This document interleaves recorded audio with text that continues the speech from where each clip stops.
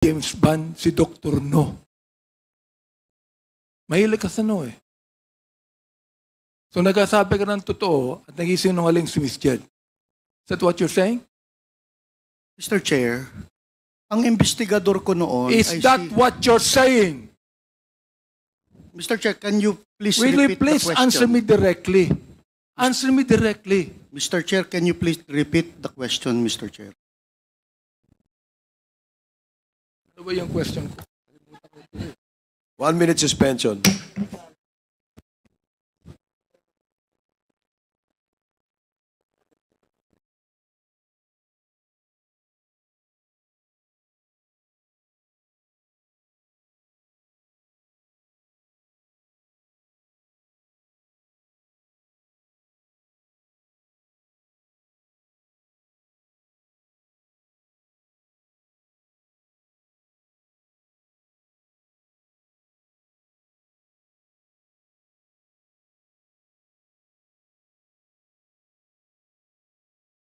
Okay. Hearing is resumed. Naalala ko na. No, talagang tumatanda na tayo eh, no? Ang tanong ko, is that what you're saying? So, please explain. Thank you, Mr. Chair.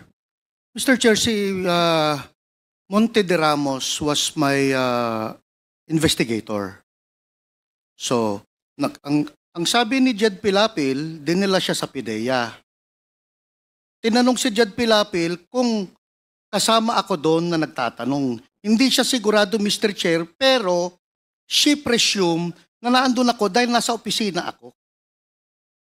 While in fact, wala naman siyang knowledge na naandun ako actual doon sa nag-i-investigate si Monte de Ramos, Mr. Chair. Tama ba yun, Miss Jed?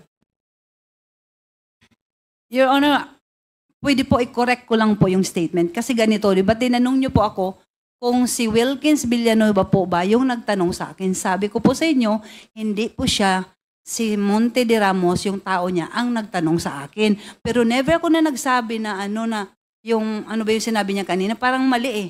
Kasi ang sinabi ko po, si Monte de Ramos, tinanong mo ako ulit na ano yung... Kasama niya. Ano, kasama ba niya? Oo. Sabi ko, probably kasi tao niya.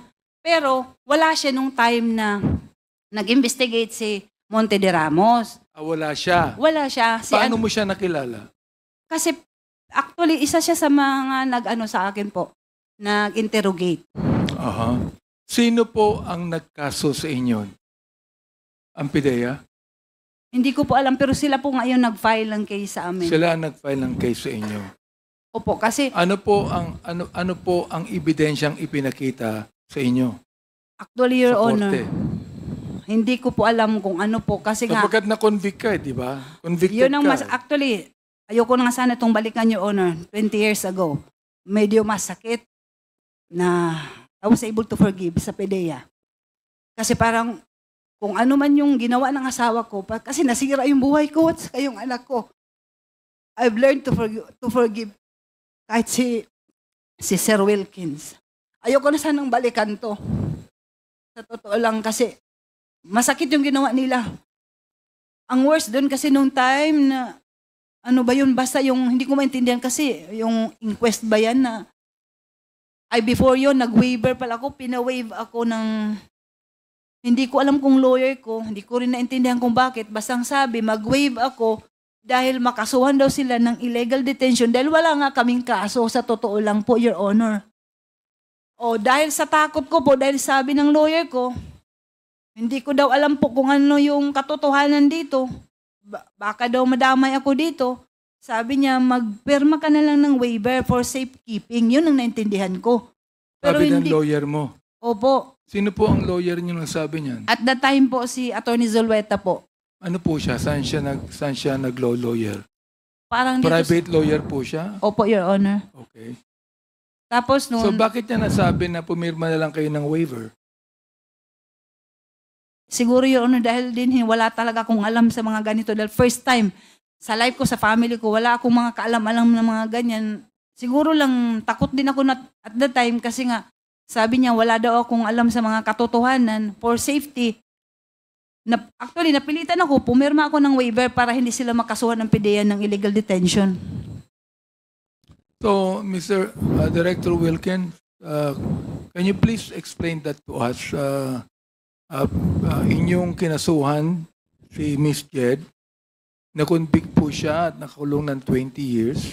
Narinig po ninyo, ang buhay niya ay nasira at wala siyang involvement sa operasyon ng kanyang asawa at pinabricate ng PIDEA ang kanyang mga sinasabi. Ano po masasabi niyo doon? Mr. Chair, 3 months yung surveillance and casing operations ng PIDEA. Si Jed Pilapelsi, siya yung namimili ng mga equipment, freezer, water circulating vacuum pump. Siya yung nagdadala dun sa Dumoy Clandestine Laboratory, Mr. Chair. And then, during the time na doon sa korte, dininay ni Jed Pilapil, nakilala niya si Alex Kim. Mantalang merong mga footages kami na nag-uusap sila ni Alex Kim on a dinner. Mr. Chair, the case has already, she was convicted in court and she was upheld by the Supreme Court. Itong kaso niya, Mr. Chair. So, for 3 months, imposible hindi alam ni Jed at ni Jong Pilapil na involved siya dun sa pag-set up ng laboratory sa Dumoy. That's impossible, Mr. Chair. Ano po masasabi niyo ron, Miss Jed? Sabi ko nga po, Your Honor, napatawad ko na po sila. Mahirap na po makipagtalo kay, sorry po, Mr. Villanueva, pero pinaglaban nga namin, kung pwede nga lang siguro, sa Honorable Court na to, ito sa Quadcom, pwede nyo naman po mabasa yung lahat ng ano, kasi yung sinasabi ni Sir Villanueva, na dininay ko si Alex Kim, never po na nag-deny ako sa kanya dahil nga siya yung lessee ng property ko. At nakarecord yan sa court na kami ay may contract of lease. Paano ko sabihin, hindi ko siya kilala. Nagpirmahan kami. Matagal na kasi yung kaya palagay ko, wala na yung mga records. Ano po? Palagay ko po, Your Honor, hindi ko na po alam. Hindi na kayo makakuha ng record para malaman po natin kung talagang sinabi niyo hindi niyo kilala si Alex Kim. Pwede po, Your Honor. Di ba archive siguro yan? Pero ewan ko lang kasi 20 years ago, parang kahit nga ako yung ibang events, hindi ko na alam po. Mr. Chair, ano bang magagawa natin dito?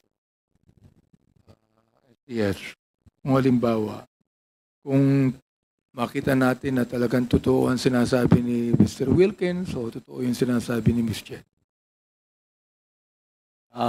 Chairman Caraps, Chairman, with the indulgence of Congressman Benny. Anyway, Sir Wilkins, doon sa narration ni Jed, tama po ba na of course, again, you will not remember the exact date, but dito, tandaan ni Jane, noong January 4, 2005, inimbitahan niyo daw si Jane, si Jed, at saka sa opisina niyo. Hindi ko ma-remember yung date. Yung date. Pero, basta but you confirm. siya. But you confirm. Na ininbitahan siya sa Yeah. office. I don't know the date, Mr. Chair. Okay. Now, second, is it correct na nag-sign siya ng waiver? I don't know, Mr. Chair. Why?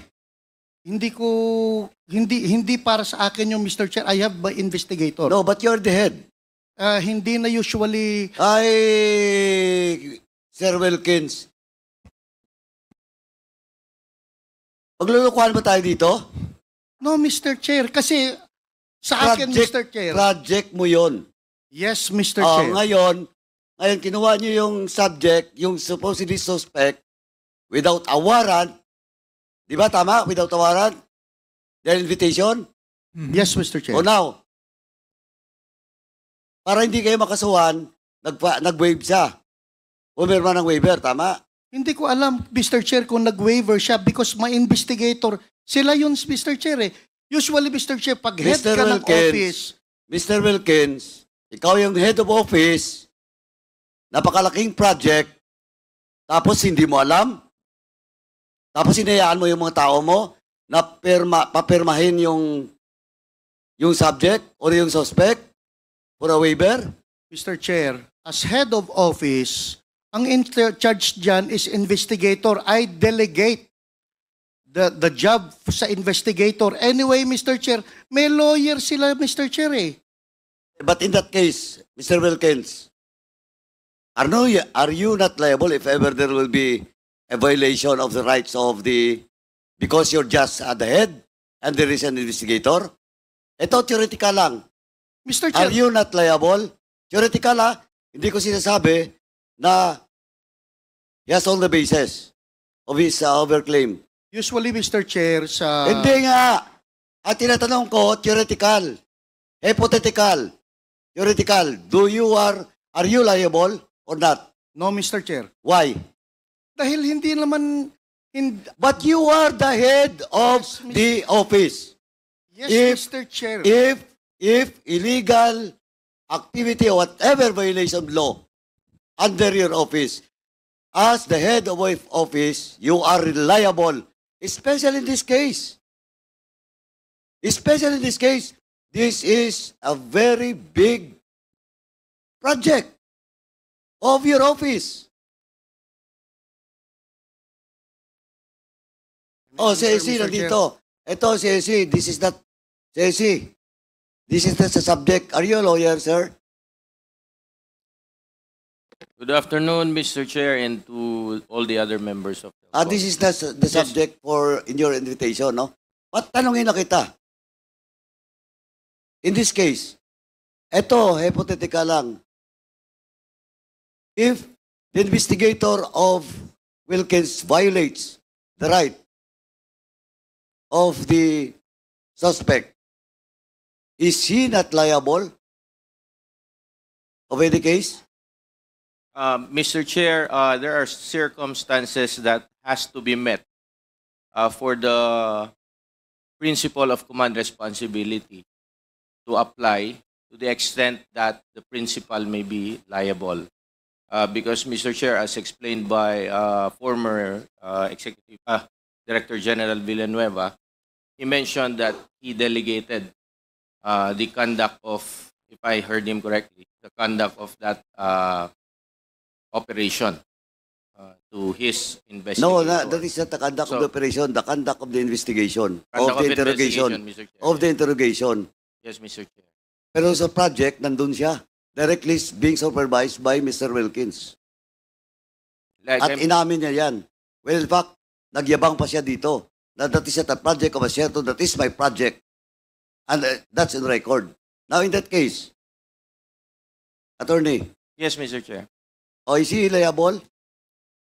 Again, Mr. Chair, as I've mentioned nga po, there are circumstances that would qualify Cora po. Paduano, Ah. with the indulgence na lang, attorney.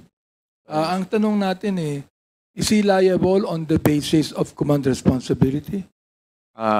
Mr. Chair, as I am explaining, there should be qualifying circumstances present in a case for a principal to be liable under command responsibility. There is, just like what you've said, that he delegated the authority to investigate, Tumonte de Ramos. Hindi na makapagsasabi ngayon, patay na eh. Palagay ko, namatay siya dahil dyan eh. Mr. Chair, Pangalawa, walang arrest warrant. Is that a violation too?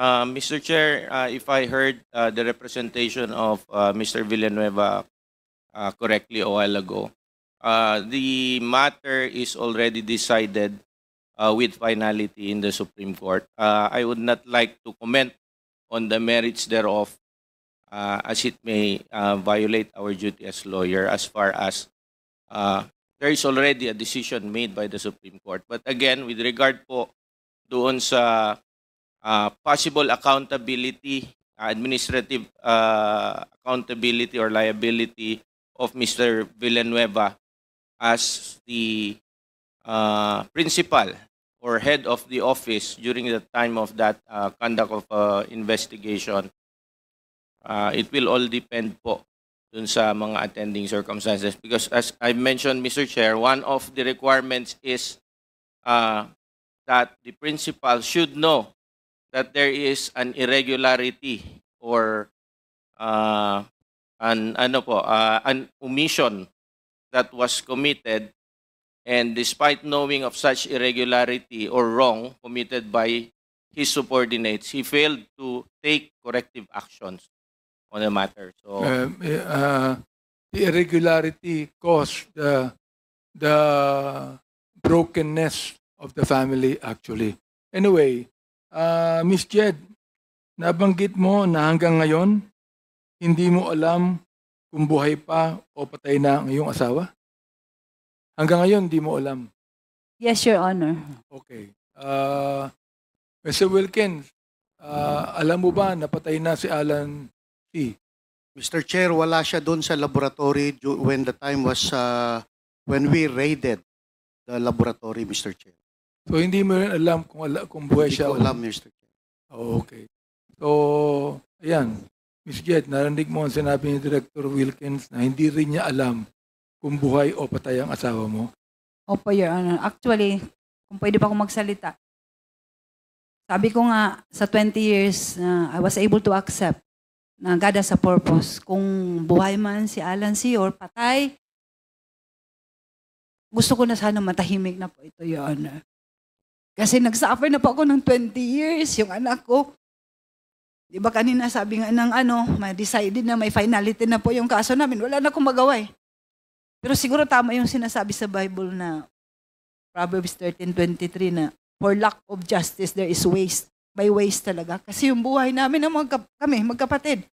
Supposedly, hindi kami nagpapagasto sa gobyerno, sa pagkain, sa rasyon, sa kulungan. Siguro mas productive ko pag nasa labas. Pero sa nangyari, anyway, sabi ko nga, wala na kami magawa. Tapos na eh. 20 years, hindi ganun kadali. Pero with God's grace po, He has a purpose at naging makabuluhan ng buhay ko sa kulungan. At yun ang pinapapasalamat ko. Sana po, bigyan na po ng peace ito kasi parang useless din, Your Honor. Dahil hindi na po maibabalik lahat ng na-damage sa buhay ko. Salamat po sa inyong attitude. Ilan taon pa po kayo sa kulungan, Miss Jet? Ilan taon pa po kayo sa kulungan? Nakawala na ba kayo o ano ba? Ang status nyo ngayon? Actually po, Your Honor, as far as I know po, I have already served the maximum sentence po. Kasi nga, with the GCTA po, nagpapasalamat po sa Panginoon dahil nga, mayroon yung bagong yata batas. I was able to avail ng GCTA. So from jail, sa tulong ni God, I was able to maintain yung good attitude ko sa jail until sa correctional. And I am even the trustee mula sa jail hanggang sa correctional. At ito ay pinapasalamatan ko dahil it's a privilege. Privilege lang po ito. And siguro nga, sabi ko nga, may purpose si God. At sa ngayon, to sana, I would like to take this opportunity to speak if I may be allowed by this honorable committee na sana po, mabigyan na po ng pansin yung hinihiling ko ng kalayaan, pati yung kapatid ko. Kasi 3 years old pa po yung anak ko, mag-23 na. Ang hirap i-explain sa kanya kung bakit hanggang ngayon nandito pa rin kami ng kapatid ko. Ang iyong kapatid na convict din. Opo, Your Honor. Nasa Dapicol po siya. Kumusta na po siya ngayon? Sa awa ng Diyos nga, Your Honor, both of us, Wala rin din po siyang kasalanan. Pareho po kami, Your Honor. I will speak for my brother kasi kilala ko siya. Kumusta yung anak ninyo ngayon? Sa ngayon po, masasabi ko siguro sa tulong ni God, I tried to explain to her na God has a purpose. She must be strong. Sabi ko sa kanya, medyo nasaktan lang siya talaga. Dahil nga ito sa nangyari ngayon, bakit naungkat na naman ito? Dahil tapos na nga. Tumahimik na nga yung buhay ko sa 20 years sa kulungan. Bakit ito? Pero siguro, baka ito yung opportunity sana mapansin na makauwi na rin kami ng kapatid ko. At para na rin kung okay lang po na. Marami po sa mga kasamahan ko sa kulungan na baka kasi ito, itong body na to, I am praying for this body, hindi lang sa ano, yung lawmakers ng Philippines na i-enlighten po kayo kasi ang daming, siguro, yung 20 years ko sa kulungan na nakita ko na baka mabigyan nyo rin ng pansin, lalo na po yung matatanda na namamatay na lang doon, sobra na ng 20 years, hindi pa nakakalaya. Yun lang po sana maano ko na sana hindi lang po ako, mabigyan ng pansin po yung mga nakakulong. Mr. Wilkins, alam ko po na mahirap din ang inyong kalagayan. Ano po? Pero alam nyo, tulad ng testimony po ni Ms. Jed, kung totoo po yung sinasabi niya, you are guilty of human rights violation. Kung totoo yung sinasabi niya, Mr. Wilkins. Tama ho ba ako? I don't think so, Mr. Chair. Sabi ko, kung totoo ang sinasabi niya, you are guilty of human rights violation. Yes, Mr. Chair. You are. Correct. Yes, Mr. Chair. Kung totoo yung sinasabi ni Kung totoo, Yes, you Mr. are Chair. guilty Yes, of Mr. human Chair. rights violation. At sabihin ko sa iyo, kung totoo ang sinasabi niya, hindi ka na makakatulog mamayang gabi. Mr. Chair, 20 years yan, Mr. Chair. Kitang-kita ko sa mga video. Hindi ko na kinakailangan pang explanation mo, Mr. Wilkins. Mr. Chair, gusto ko naman tanungin po itong, I'm so glad that Ms. Fortune is with us today. Dr. Fortune, ano po, you have done a lot of forensics, no? Sa mga biktima po ng extrajudicial killings, no? So, we'd like to find out kung ano yung findings niyo po sa kanila.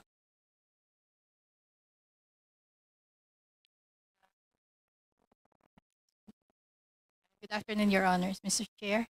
I have been in practice in the Philippines as a forensic pathologist for almost 30 years. And yes, I have seen time and again these so-called victims of extrajudicial killings.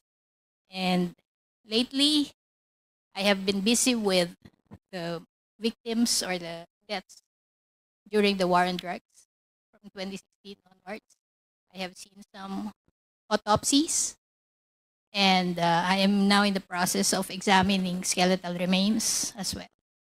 I have seen other deaths involving, that's it, allegations of drug use even before 2016. I'm still seeing victims of activists, red tag, people, environmentalists, allegedly killed by the military as well. So I have seen. Dr. Fortune, how many victims have you autopsied so far as the war on drugs is concerned? Autopsied, this was 2016 to 2019, I saw about 30 cases. 30. Exhumations, 2016 onwards, we have been exhuming because it's been 5 years. And they were buried in public cemeteries, and the families could not afford extending the lease. I have been doing this with AJ Kalinga Foundation through Father Flavi, and some other parties have approached me. So in total, I have seen 114 exhumed cases. Dr. Fortune, in all of those that you have autopsied, ano po ang findings nyo? For example, like they have been killed. Nanlaban po ba sila o they were just killed without even, lumaban o talagang nanlaban? In all of these cases, the best is you do homicide investigation, which is basic, which generally had not been done in the shootings. You would want to, what we call, reconstruct the shooting.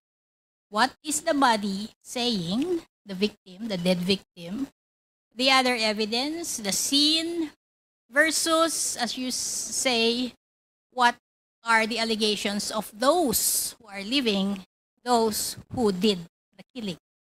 And in many situations, I am not able to do this because I just see the body already embalmed, sometimes examined, autopsied, with very little crime scene information. I don't have the clothes. I don't have the bullets, although some I have seen. In other words, I am not able to work with a team, which is how it should be. But in answer to your question, nanlaban ba sila o hindi, sometimes it is obvious that these people are restrained. So there are marks of restraint. What do you mean restrained, Dr. Fortune? They are cuffed. Okay? That's one. And this... Were they tortured first before they were killed? The word torture implies that they were made to suffer before they were killed. We don't necessarily use that in our final determination, but well, I have seen some with injuries that were apparently inflicted before they were killed, but this is a case very memorable to me, but not necessarily involving drugs. This was Mr. Randall Echanis. So, but the issue again of did they fight back, and therefore they had to be shot.